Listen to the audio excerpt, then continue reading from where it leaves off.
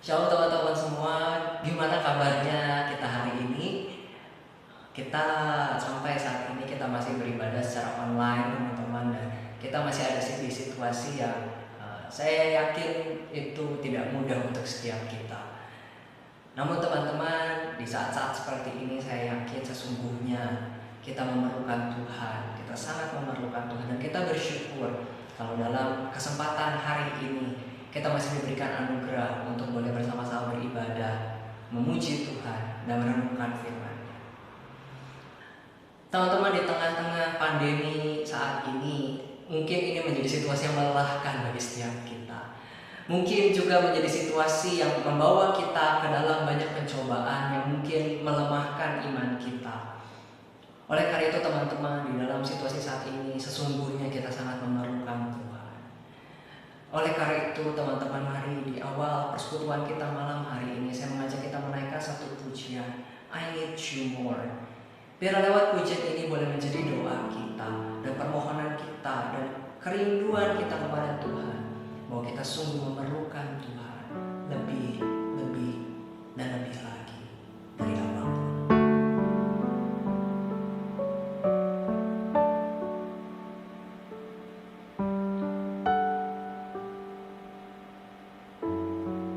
I need you more than yesterday. I need you more than yesterday. I need you more.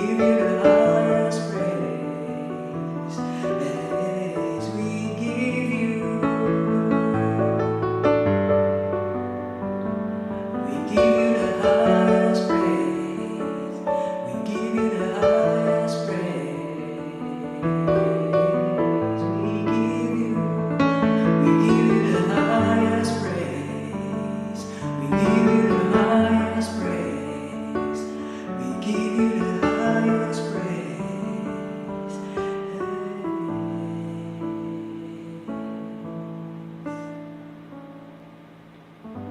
Mari kita bersama berdoa.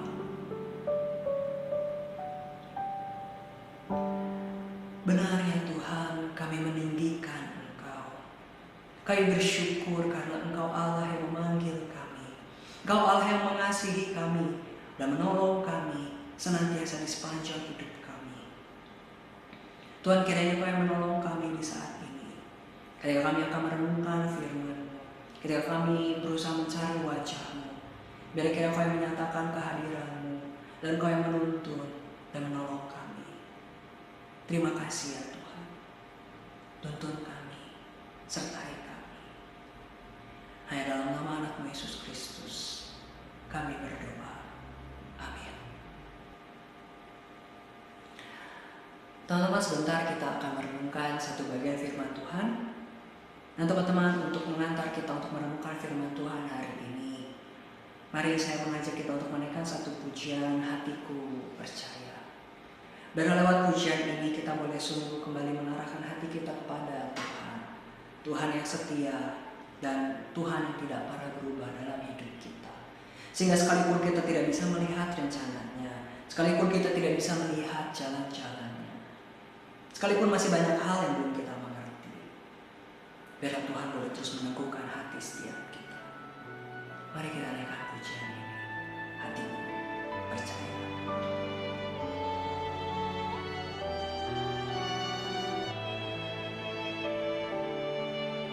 Saat ku tak melihat jalan,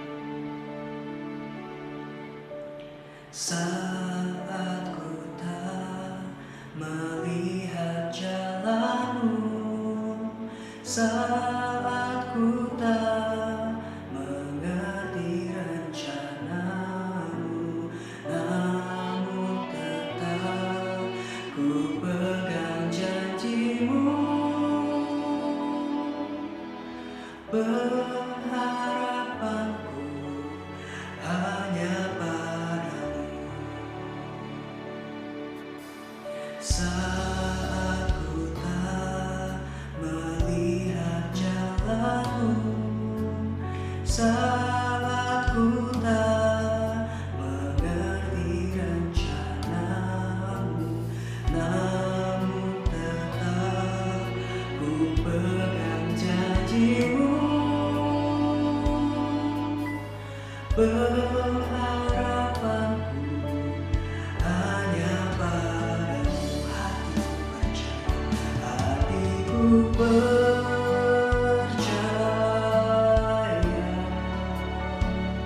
hatiku percaya,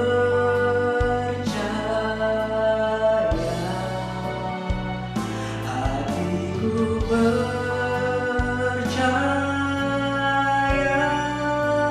selalu ku percaya.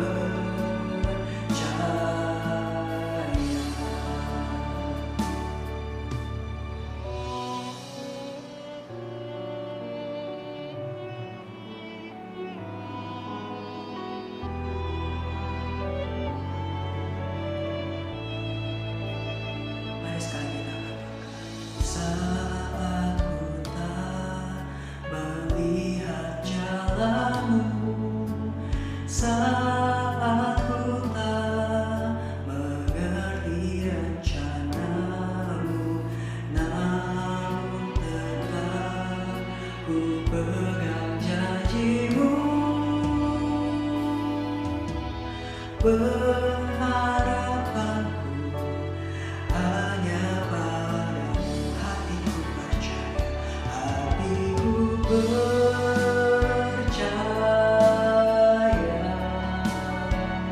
hatiku percaya,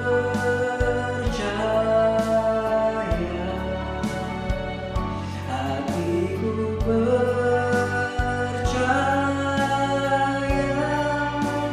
selalu ku percaya.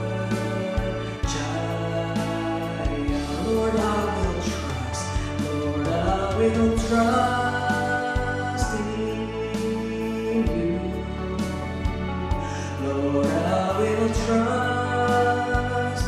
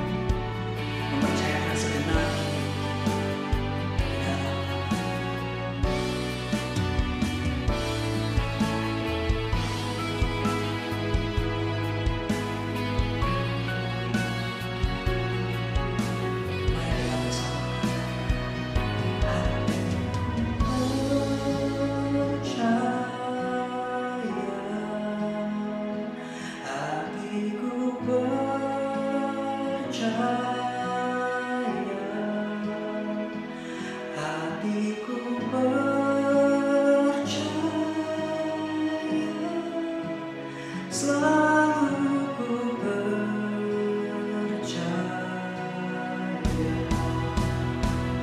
Hatiku percaya,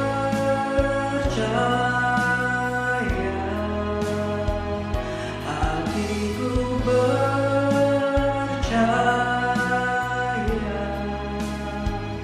hatiku percaya,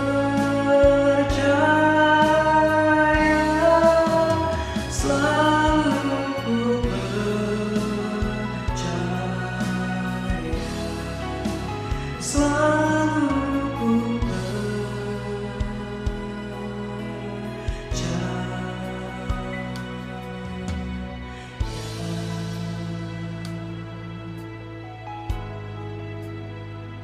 Mari sekalian kita bersatu di dalam doa. Benar ya Tuhan, kami rindu untuk bisa selalu percaya. Kami rindu untuk bisa selalu bersandar di dalam tangan-Mu. Maka dari itu saat ini Engkau kiranya mau menolong kami, menuntun kami dalam perenungan firman Tuhan kami. Dalam nama anak Yesus Kristus kami bersyukur dan berdoa. Amin. Shalom sekali lagi teman-teman untuk kita semua. Pada hari ini saya ingin mengajak kita untuk merenungkan satu pertanyaan, yaitu bolehkah kita ragu? Satu pertanyaan yang mungkin pernah kita tanyakan, karena keraguan itu adalah satu hal yang saya yakin sangat dekat dengan kehidupan kita, bukan? Mungkin dalam keseharian kita, di dalam hal sehari-hari yang kesannya remeh-temeh, mungkin kita pernah mengalami keraguan. Misalnya kita ragu di saat kita mau masak, kita ragu kita pakai bawang merah atau pakai bawang putih. Atau mungkin kita pernah mendengar nasihat teman, kemudian kita ragu nasihatnya benar apa salah, begitu ya. Atau mungkin kita pernah ragu ketika kita memikirkan satu topik yang lebih berat. Misalnya memikirkan virus corona ini virus yang betulan ada atau ternyata sebuah konspirasi, ya. Atau bahkan mungkin kita pernah meragukan hal-hal yang sifatnya lebih mendalam dan lebih eksistensial. Mungkin kita pernah memikirkan apakah pasangan saya itu sungguh mengasihi saya, apakah saya sungguh dikasihi oleh keluarga saya. Atau bahkan khususnya hari ini kita akan bicara tentang keraguan kita di dalam iman kita kepada Tuhan. Teman-teman sekalian, saya tidak tahu apa yang sesungguhnya kita rasakan, namun saya yakin dan wajar sekali kalau di masa seperti saat ini yang tidak mudah ini, kita juga mengalami keraguan. Dan kalau kita bergumul tentang Allah dan tentang iman kita, saya rasa itu sangat wajar untuk kita alami. Kita mungkin bertanya, apakah saya perlu berdoa? Apakah ada gunanya saya berdoa? Apakah Tuhan mendengar? Apakah Tuhan memperhatikan? Atau bahkan kita sampai kepada satu pertanyaan, apakah Tuhan benar-benar ada? Dan teman-teman, di dalam keraguan kita, beberapa dari kita mungkin kita punya kebiasaan untuk menekan rasa ragu itu. Mungkin kita merasa kita tidak boleh merasakan ragu, apalagi soal Tuhan itu, pamali itu tidak boleh ragu sama Tuhan. Nah teman-teman, pada perenungan singkat kita pada saat ini, saya bukan mau menjawab contoh-contoh pertanyaan saya di awal, yaitu tentang Tuhan ada atau tidak, apa gunanya doa dan lain sebagainya. Tetapi saya ingin mengajak kita untuk sama-sama berbicara dan memikirkan tentang keraguan itu sendiri. Sebagaimana tema kita hari ini, bolehkah kita ragu? Mungkin ini juga yang menjadi pertanyaan setiap kita. Salah tidaknya saya merasa ragu? Apakah itu dosa? Dan apakah Tuhan marah jika saya merasakan keraguan? Maka pertama-tama saya ingin mengajak kita untuk melihat teman-teman bahwa jelas bukan hanya kita yang hidup di masa kini yang juga merasakan keraguan tentang Tuhan. Tetapi teman-teman, sesungguhnya di dalam Alkitab, para tokoh Alkitab juga di dalam perjalanan iman mereka juga pernah ada di dalam persimpangan jalan dan merasakan keraguan. Para tokoh Alkitab yang berjumpa langsung dengan Yesus pun pernah mengalami yang namanya ragu. Dan dari contoh-contoh ini saya ingin mengajak kita melihat, bukan hanya sekadar kita tahu bahwa kita tidak sendirian merasa ragu, tetapi saya ingin kita juga melihat bagaimana Tuhan merespons setiap keraguan orang-orang yang ia jumpai. Teman-teman, saya akan bacakan secara sekilas beberapa kisah dalam Alkitab dan bagaimana respons Tuhan yang beragam kepada berbagai keraguan orang-orang yang ia jumpai.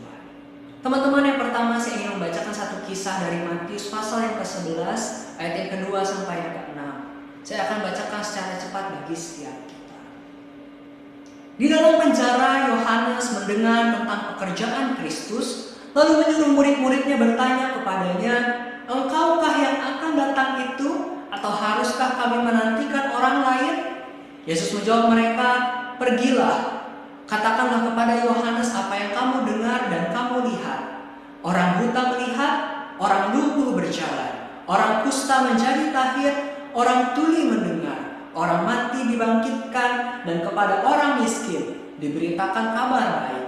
Dan berbahagialah orang yang tidak menjadi kecewa dan menolak aku." Teman-teman sekalian, kisah yang pertama ini berasal dari seorang Yohanes Pembaptis. Seorang yang menjadi pembuka jalan bagi Yesus. Dia yang sejak semula sudah tahu bahwa panggilan hidupnya adalah untuk membuka jalan bagi pelayanan Yesus. Dan di dalam kisah tadi kita menemukan bahwa Yohanes Pembaptis berada di dalam satu keraguan. Ketika ia di dalam penjara, dia bertanya-tanya, apakah Yesus itu sungguh-sungguh Mesias? Atau ternyata ada orang lainkah dan bukan Yesus Mesiasnya?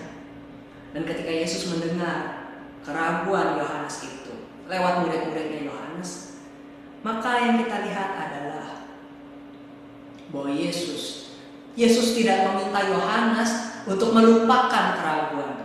Yesus tidak meminta Yohanes untuk percaya saja dengan buta. Tetapi justru Yesus memberikan bukti yang objektif di hadapan Yohanes. Yesus memberikan bukti yang jelas agar Yohanes percaya. Yesus mengatakan bahwa orang buta melihat, yang lumpuh berjalan, yang tuli mendengar, dan berbagai bukti-bukti lainnya yang Tuhan kerjakan untuk membuktikan tentang dirinya. Tuhan Yesus menolong Yohanes Pembaptis di dalam keraguannya, sehingga Yohanes bisa melihat siapa Yesus lewat bukti yang Yesus tunjukkan.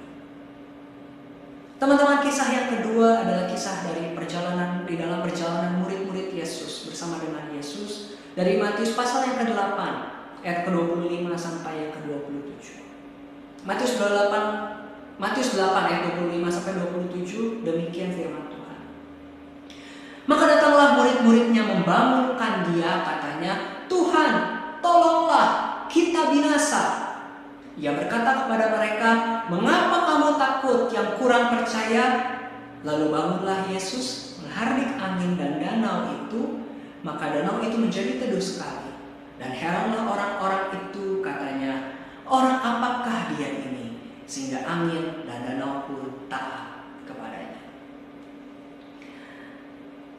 Teman-teman, di dalam kisah yang kedua ini adalah kisah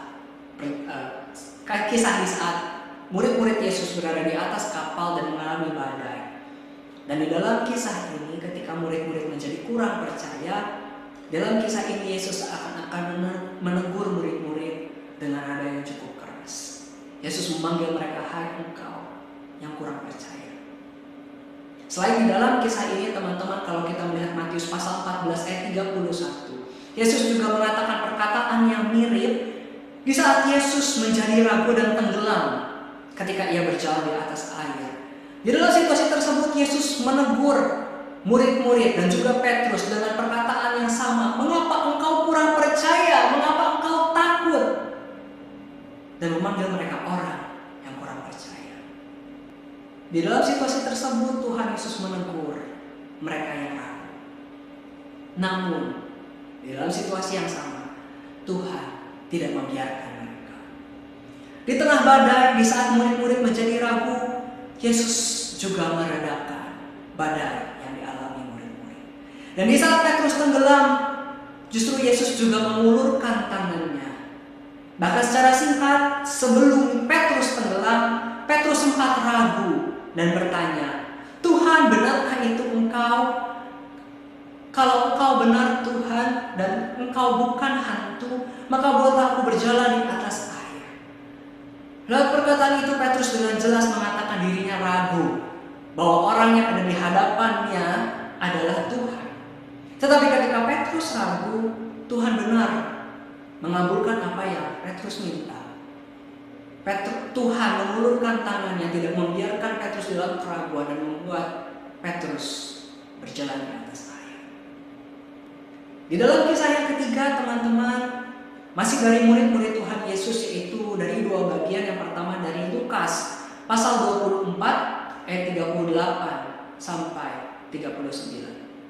Akan tetapi ia berkata kepada mereka, "Mengapa kamu terkejut? Dan apakah sebabnya timbul keraguan-raguan di dalam hati kamu? Lihatlah tanganku dan kakiku, aku sendirilah ini. Rabalah aku dan lihatlah, karena hantu tidak ada daging dan tulangnya, seperti yang kamu lihat padaku." Kemudian bagian yang kedua dari Yohanes pasal 26 sampai 29. Yohanes pasal 20 ayat 26 sampai 29, demikian firman Tuhan.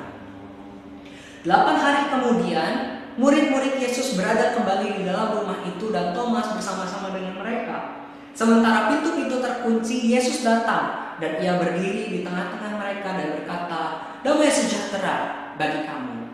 Kemudian ia berkata kepada Thomas, "Taruhlah jarimu di sini dan lihatlah tanganku. Ulurkanlah tanganmu dan cucukkanlah ke dalam lambungku, dan jangan engkau tidak percaya lagi, melainkan percayalah."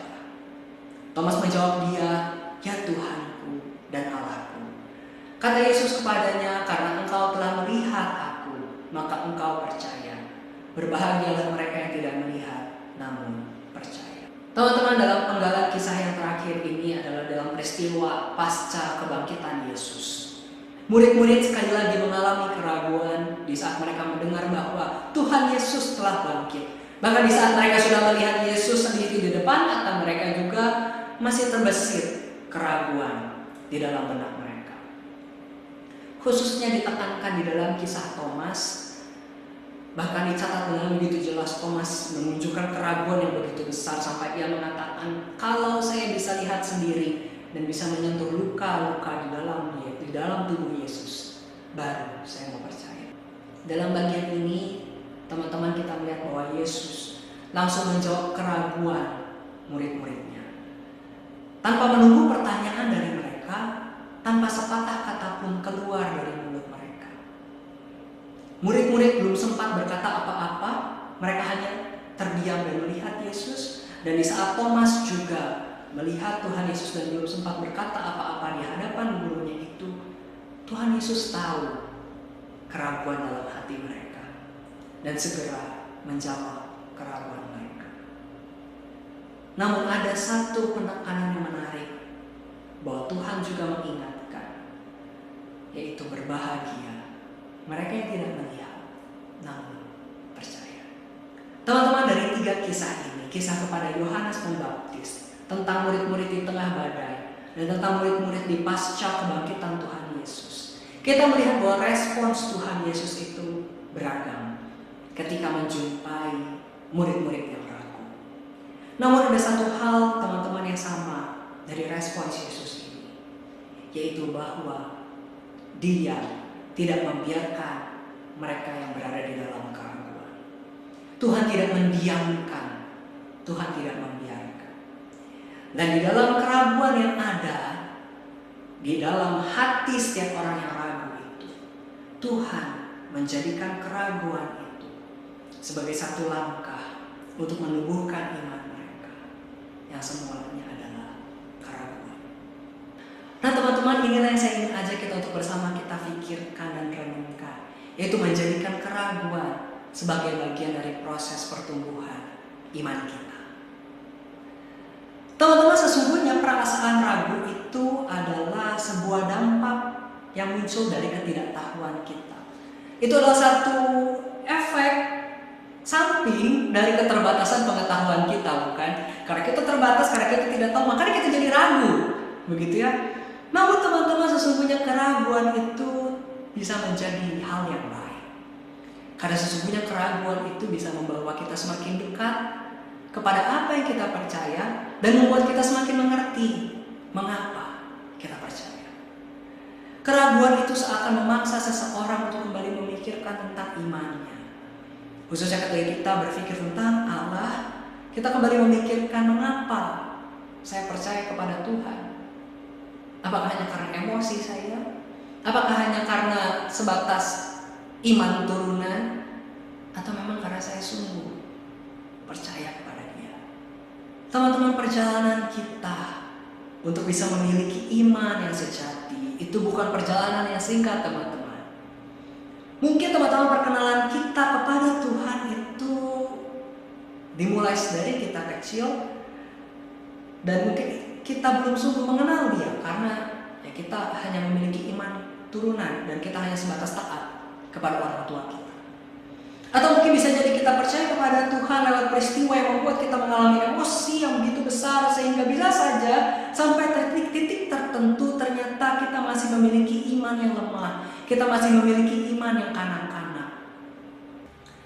Teman-teman, seorang penulis Kristen, Michael Patton, menuliskan di dalam artikel yang ia tulis sebuah kalimat, saya lebih suka berpikir bahwa keraguan itu adalah sebuah jarak antara iman kita saat ini dengan iman yang sempurna.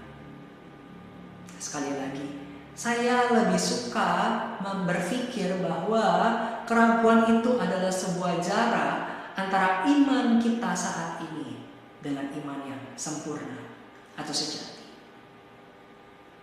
Sehingga teman-teman, saya ingin mengajak kita melihat bahwa ternyata keraguan itu adalah bagian dari pertumbuhan kita. Itulah satu bagian dari dinamika kita bertumbuh di dalam iman. Tetapi teman-teman, ketika kita melihat itu sebagai bagian dari pertumbuhan kita, karena itu adalah bagian dari pertumbuhan kita, maka jangan juga kita berkubang dan terjebak di dalamnya. Kalau kita gambarkan, teman-teman, keraguan itu seperti sebuah persimpangan jalan. Kita ada di sebuah persimpangan, di pertigaan atau perempatan atau perlimaan, dan itu bukan garis finish, teman-teman.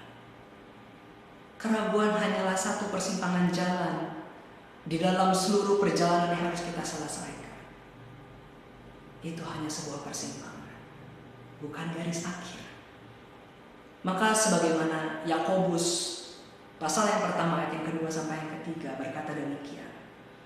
Saudara-saudaraku, anggaplah sebagai suatu kebahagiaan apabila kamu jatuh ke dalam berbagai-bagai pencobaan, sebab kamu tahu bahwa ujian terhadap imanmu itu menghasilkan ketekunan.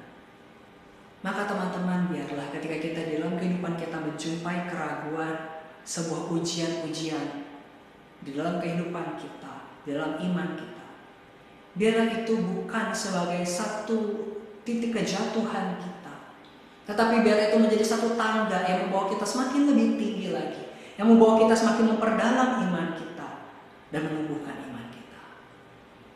Namun teman-teman, di dalam semua hal itu kita tetap perlu mengingat keterbatasan yang ada pada kita, yang pada akhirnya membuat kita juga pada titik tertentu perlu menerima bahwa ada rahasia atau misteri dari Allah. Artinya teman-teman, kita sangat mudah tergoda untuk mencari semua jawaban. Kita ingin tahu semua. Kita ingin bisa membayangkan dan memikirkan segala sesuatu yang ada dalam hidup kita, termasuk semua tentang Tuhan. Kita ingin pengertian yang sempurna, yang lengkap sebelum kita percaya kepada Tuhan. Namun teman-teman, satu bagian firman Tuhan di dalam Ulangan 29 ayat 29. Hal-hal yang tersembunyi ialah bagi Tuhan Allah kita, tetapi hal-hal yang dinyatakan ialah bagi kita dan bagi anak-anak kita sampai selama-lamanya, supaya kita melakukan segala perkataan hukum Taurat ini. Teman-teman, dari firman Tuhan ini kita melihat bahwa ada hal-hal yang memang tersembunyi bagi setiap kita. Namun juga ada hal-hal yang dinyatakan bagi setiap kita. Ada yang menjadi bagian dari pengetahuan kita dan ada bagian yang hanya menjadi bagian untuk Allah ketahui dan tidak kita ketahui. Mungkin sampai seterusnya kita tidak bisa mengerti secara penuh tentang Allah Tritunggal itu seperti apa, atau tentang bagaimana Tuhan menciptakan segala sesuatu di dalam dunia ini. Dan teman-teman, untuk hal-hal yang demikian yang tidak bisa kita mengerti sepenuhnya, maka kita perlu belajar merasa cukup dan bersandar, berserah kepada Tuhan di dalam segala misteri yang ada dalam hidup ini. Sehingga teman-teman, sekalipun benar adanya firman Tuhan menyatakan bahwa Tuhan tidak membiarkan kita sendirian di dalam keraguan. Dia tidak meninggalkan kita yang ragu. Namun setiap jawaban Tuhan bukan selalu tentang memuaskan kognisi dan pengetahuan kita. Sebab kita terbatas. Dan kita ciptaan yang memang tidak dapat memahami dengan lengkap sepenuhnya tentang pencipta kita. Selalu ada celah untuk ketidakmengertian kita. Namun teman-teman, bukan berarti kita tidak bisa datang kepada Tuhan dan memohon tuntunannya bagi setiap kita. Maka teman-teman, biarlah di dalam setiap keraguan kita datang kepada Tuhan yang tidak menolak dan membuang kita yang belum mampu percaya kepadanya secara sempurna. Dia mengerti dan mendengar setiap keraguan kita. Sama seperti saat ia mendengar keraguan Yohanes Pembaptis. Dia akan menolong kita berjalan melewati badai keraguan itu. Sama seperti saat para murid-murid dihadang oleh badai. Dan dia juga yang akan menyatakan dirinya. Dia juga yang akan menyatakan, menunjukkan siapa dirinya. Seperti di saat Thomas ragu tentang Tuhan Yesus sendiri. Teman-teman, dengan caranya sendiri yang unik bagi setiap kita, Tuhan juga akan menolong setiap kita melalui setiap persimpangan jalan keraguan kita di dalam sepanjang hidup kita, di dalam perjalanan pertumbuhan iman kita. Maka pada akhirnya teman-teman, di dalam pertanyaan kita, bolehkah saya ragu? Tuhan suka tidak ya kalau saya ragu? Lewat perenungan hari ini saya ingin mengajak kita untuk melihat sesuatu yang jauh lebih esensial. Dari sekadar sebuah pertanyaan boleh atau tidak boleh, Tuhan marah atau tidak. Yaitu sebuah jawaban dari pertanyaan bagaimana kita memandang keraguan dalam hidup kita. Bagaimana kita memandang keraguan dalam hidup kita, sebab pada akhirnya teman-teman, keraguan itu memang adalah bagian dari kita. Itu adalah sebuah respons naluriah di dalam hidup kita sebagai manusia. Itu adalah sesuatu yang akan selalu ada berjalan di dalam hidup kita. Maka firman Tuhan hari ini, saya rindu bisa menolong kita untuk bisa menghadapi, menolong kita untuk bisa memandang dengan benar tentang keraguan di dalam hidup kita. Teman-teman, mungkin sebagian besar dari kita pernah menonton film Inside Out. Film tahun 2015 dari Disney dan Pixar yang menceritakan tentang dinamika emosi fear, anger, joy, disgust, dan sadness di dalam diri seorang gadis yang bernama Riley. Nah teman-teman, saya ingin mengajak kita untuk kembali mengingat dan memperhatikan satu penggalan dari film itu, di mana ketika Joy itu memperkenalkan fungsi dan peran dari emosi yang lain.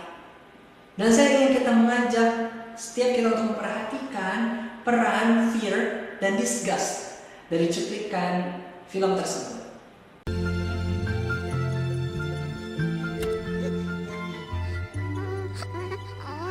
It was amazing. Just Riley and me forever.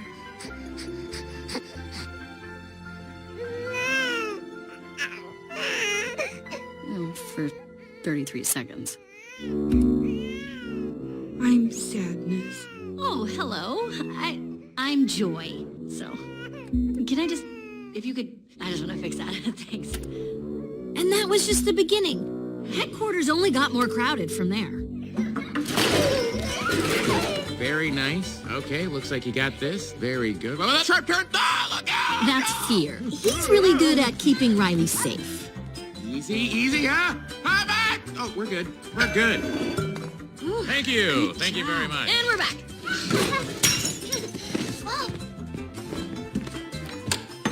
Here we go. All right, open.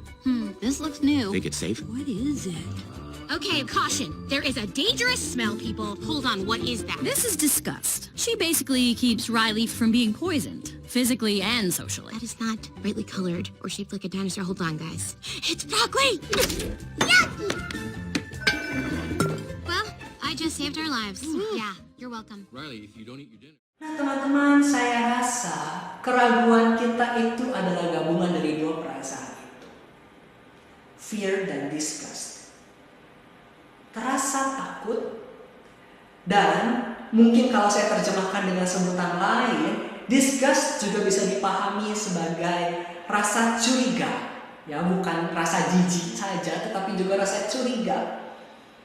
Untuk sesuatu yang misterius, untuk sesuatu yang belum kita tahu, untuk sesuatu yang tidak bisa kita identifikasi, kita menjadi takut dan menjadi curiga. Dari sanalah muncul rasa ragu untuk melangkah. Dan di dalam setiap dinamika emosi itulah, pada akhirnya itulah yang mendewasakan kita. Dan teman-teman, di dalam hidup kita sebagai orang percaya, segala sesuatu yang terjadi di dalam hidup kita, kita percaya bahwa Allah menjalin itu semua, menenun itu semua, sehingga segala sesuatu itu bekerja untuk mendatangkan kebaikan dan untuk membawa kita semakin bertumbuh di dalam iman kita kepada Tuhan. Maka teman-teman, di akhir renungan ini saya ingin kembali mengajak kita untuk memikirkan tentang keraguan. Teman-teman, di dalam keraguan hidup kita, maka kita tidak perlu menekan rasa ragu itu. Belaga yakin, tidak mau ragu. Namun juga di saat yang sama, jangan juga kita berkubang, berdiam di dalam keraguan itu. Tetapi mari kita datang kepada Tuhan yang membuka tangannya dan akan menuntun kita keluar dari keraguan hidup kita. Mari teman-teman, kita lalui dan kita hadapi keraguan kita bersama dengan Tuhan. Amin. Mari kita sekali lagi bersatu di dalam doa.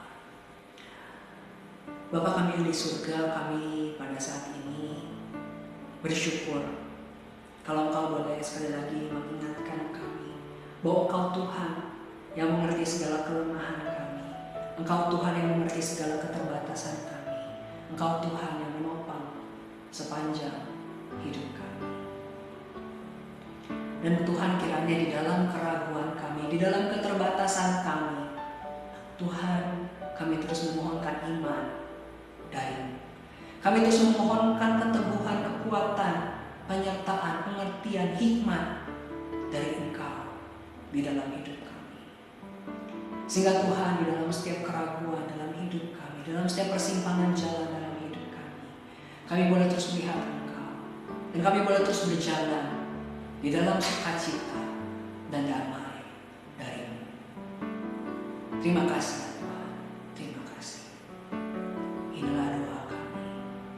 Hanya dalam nama anak Yesus Kristus kami berdoa. Amin. Ya teman-teman, sampai di sini persekutuan pemuda online kita, dan sedikit pengumuman untuk minggu depan kita akan bertemu lewat Zoom dan kita akan bersama-sama membahas firman Tuhan. Kita akan melakukan pendalaman Alkitab dengan satu tema, yaitu hidup bermanfaat. Biarlah salah satu nilai hidup Kristen ini boleh kita sungguh renungkan, dan seri ini boleh sungguh menolong kita di dalam kehidupan kita. Maka mari siapkan hati dan berdoa untuk pertemuan kita di Zoom meeting minggu depan. Dan jangan lupa besok ada ibadah di dalam ibadah online kita bersama-sama kembali di channel GKY ini. Maka mari juga siapkan hati untuk ibadah kita. Oke, sampai di sini teman-teman persekutuan kita. Terima kasih sudah sama-sama bergabung dan sampai jumpa di persekutuan selanjutnya.